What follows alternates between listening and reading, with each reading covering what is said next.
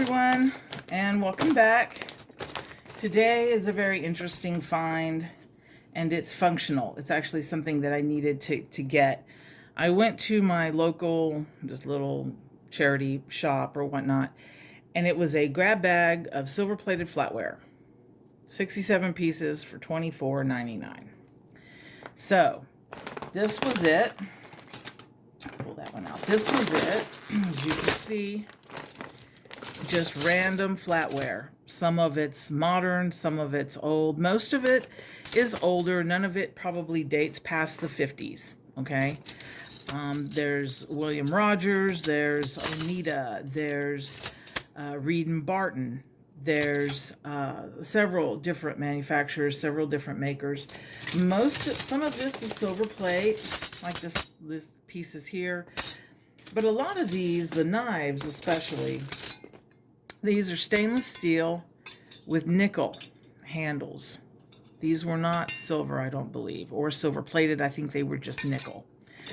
There was, in this whole bag, one sterling spoon that's marked sterling with its 925 mark there at the base. So that was fun. And then there were a couple of older pieces, like a little cheese knife and some other things in here that were older. But I'm going to show you in this video, not so much the spoons, but I want to show you how to turn something that is super tarnished like this one.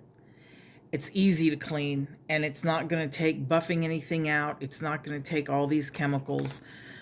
And in this video, we're going to clean all of this up very quickly and get all of this crud and corrosion off. What you're going to need is a heat-proof pan.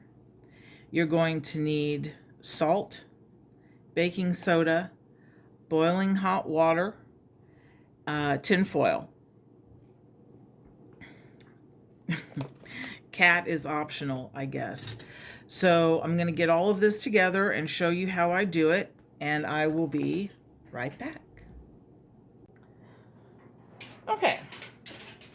So grab a heat-resistant pan. This is just an old Anchor Hocking baking dish. Don't ever use something that you normally cook with. Always use just a crafting pan. That doesn't matter if it gets messed up. Then you're going to take your tin foil. You're going to line the pan with it. Make sure that it's shiny side up. Okay? Well, just like that. It doesn't have to be perfect. It just needs to hold in the water. Then you're going to take roughly a quarter cup of baking soda. Since we're doing a lot, you wouldn't normally need this much if you were just doing something small, but we're going to do all of this. So about a quarter cup of baking soda. And about as much salt. Just pour it in there.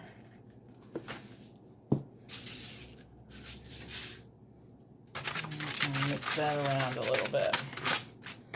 Now, I've found it best if the metal needs to have contact onto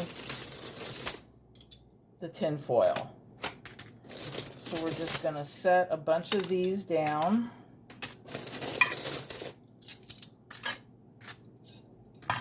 In this first batch. Fit as many as we can in there.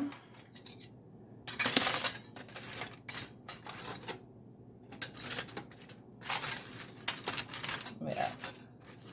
Okay. Now this next bit, we're going to do this outside because when we pour in the hot water, it's going to smell like rotten eggs. It's not toxic, but it is still going to smell. So I prefer to do this part outside. Now I'll see you there.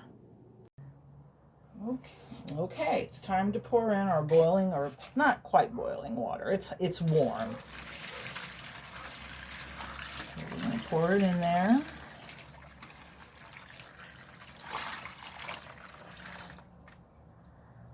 We're going to let that sit for just a couple minutes.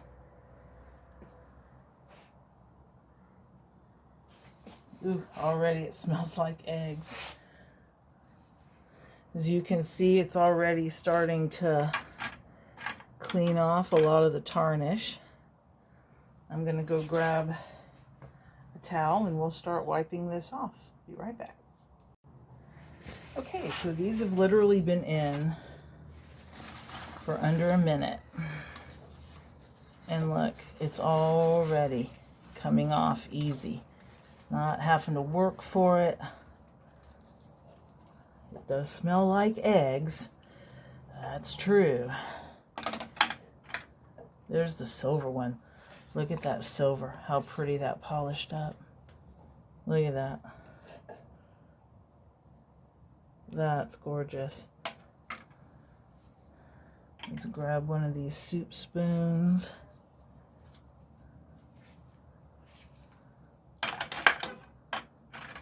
Look at that one. That one is starting to really come around. So we're going to let these soak for just a minute and come back and we'll see how they look. Okay. These have been soaking for a few minutes. And what you're actually going to do to help get some of the really stubborn stuff off is take your tin foil, shiny side up, and you're going to use it like so. As you can see, it's coming through, it's getting through some of that more stubborn tarnish that's on there. The silver spoon looks beautiful. Look at that. Like I said, this technique really works best on silver. It will shine it up so nice. So we'll get some of these cleaned up. You see, here's where somebody tested it right there. But see, it already is looking a lot better. So we're going to let that soak a little more. And we'll take a look in a little bit.